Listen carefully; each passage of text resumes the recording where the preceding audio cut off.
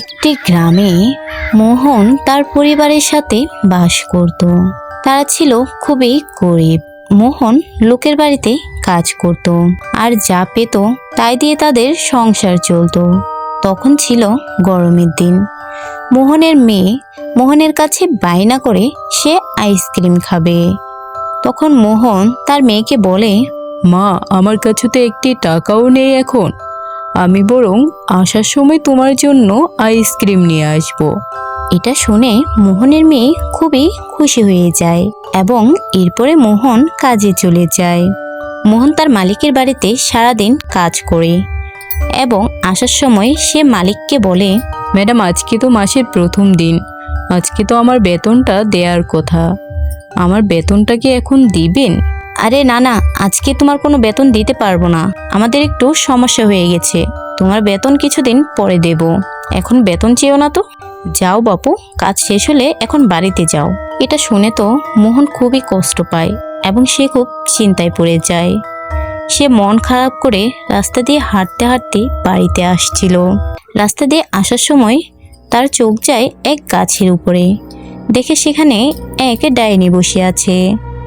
মোহন ডাইনিকে বলে, আরে তুমি এই গাছের উপর বসে আছো কেন এই ভোর সন্ধ্যাবেলা?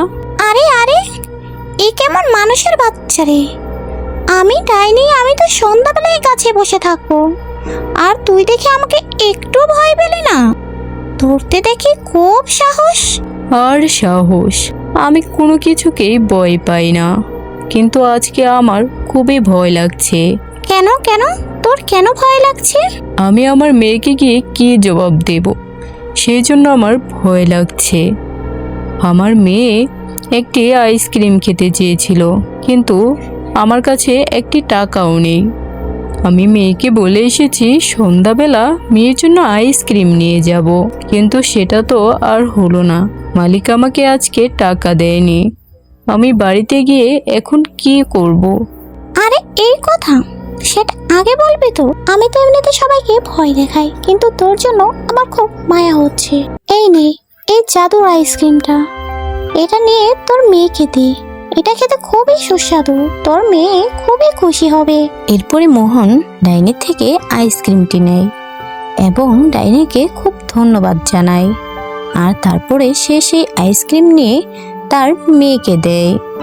তার মেয়ে তো আইসক্রিম পেয়ে খুবই খুশি হয় এবং খুব আনন্দ করে সে আইসক্রিমটি খেতে থাকে।